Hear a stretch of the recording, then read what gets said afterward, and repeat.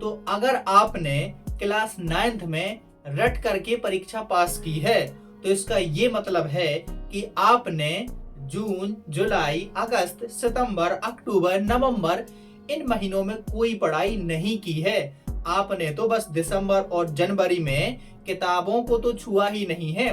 बस जो most question आपके दोस्तों ने बता दिए, आपको कहीं से मिल गए, इंटरनेट से, यूट्यूब से कहीं से देख लिए, उनको रट रट के आप लोगों ने अपनी 9th को बेहतरीन तरीके से पास कर लिया और यहाँ तक कि आपके 60 से 70% भी आ गए। आप बड़े खुश हैं, अरे भाई मेरी 60 बनी है, मेरी 70 बनी है, भाई इसमें गलत ही क्या है, पढ़ करके पास हुआ हूँ। एकदम सही बात है आपकी। लेकिन इतनी बात मेरी जरा ध्यान से सुन लीजिए कि आपने 9th में मेहनत नहीं की है। मेहनत की है, आपने सीखे हैं, रटे हैं, ठीक है, आपने मेहनत भरपूर की है। लेकिन देखिए ये पैटर्न आपका क्लास 9th से क्लास 10th में भी जाएगा। आप लोगों की ये आदत ऐसी बन गई है कि भाई 60 से 70% तो मैं यूं ला सकता हूं, है ना, मैं 1-2 महीने पढ़ लेता हूं तो मुझे शुरू से पढ़ने की क्या जरूरत है। आप ऐसा ही करेंगे तो कक्षा 10वीं में आप लोग ऐसा ही करेंगे कि शुरू में तो कुछ पढ़ाई करेंगे नहीं, आप लोग वहीं फिर से रटेंगे, पिछले सालों में आए हुए क्वेश्चन आंसर को रट लेंगे और ले दे के आप लोग पास हो जाएंगे। यहाँ पर भी आपकी बल्ले बल्ले। अब जब आप लोग क्लास 11th में पहुंचेंगे ना तो फिर आप लोगों को फिजिक्स, केमिस्ट्री, मैथ्स ये बिल्कुल भी समझ नहीं आएगी, यकीन मानिए मेरा, ठीक है। क्यों नहीं आएगी समझ में? क्योंकि देखिए ये जो फिजिक्स, केमिस्ट्री और मैथ्स होते हैं ना, ये भाई साहब कॉन्सेप्ट और दिमाग से समझने वाले होते हैं।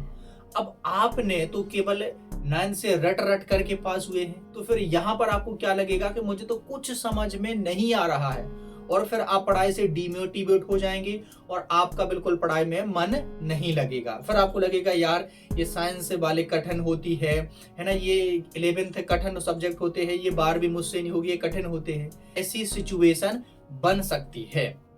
तो अब आप लोग यहाँ से क्या करेंगे, जरा ध्यान से मेरी बात को सुनिएगा, ठीक है। चलो छोड़िए, मान लीजिए कि आपने क्लास 9th में रट रट के पढ़ाई कर ली है, कोई बात नहीं, चलो छोड़ो, आपकी 60 से 70% बन गई, कोई दिक्कत नहीं, बड़ी अच्छी बात है। लेकिन अब आप लोगों को जब कक्षा 10वीं में आप लोग आ रहे हो तो मेरी बात मानिए, आप लोगों को रटना नहीं है। आपको अभी से, अभी मतलब कब से, 1 अप्रैल से आप लोगों को पढ़ाई शुरू कर देनी है। और आप लोगों को दिन में ज्यादा नहीं पढ़ना है, बस 1 से 2 घंटे पढ़ना है, यही करना है आपको। अब 1 से 2 घंटे ज्यादा नहीं है यार। आप लोग मोबाइल पर रील है यूं स्क्रॉल करते करते 2-3 घंटे यूं ही गुजार देते हो, पता नहीं पड़ता है। सही बात है कि नहीं? तो मैं केवल आप लोगों को 1 से 2 घंटे पढ़ने के लिए कह रहा हूं। कितने? 1 से 2 घंटे, ठीक है, इतना ही पढ़ना है। अब बस आज आप लोग, मेरा यही मैसेज है कि आप लोग इतना ठान लीजिए कि मैंने क्लास 9th को जिस तरीके से बर्बाद कर दिया है रट रट के, वो मैं कक्षा 10वीं में बिल्कुल नहीं करूंगा। पहली बात तो ये आप लोग डिसाइड कर लीजिए।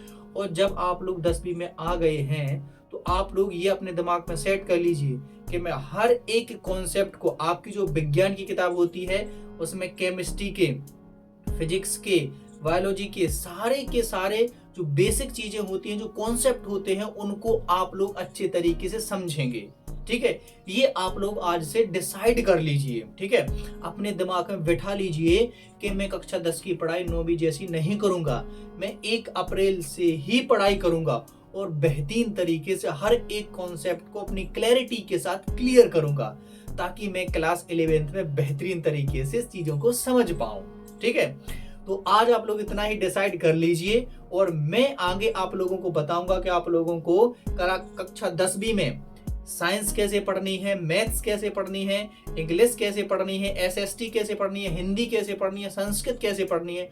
हर एक सब्जेक्ट को मैं बताऊंगा कि 9th में यदि आप लोगों ने ऐसा किया है रटने वाला काम, तो 10वीं में आप लोग उसको किस तरीके से अच्छे से कर सकते हो।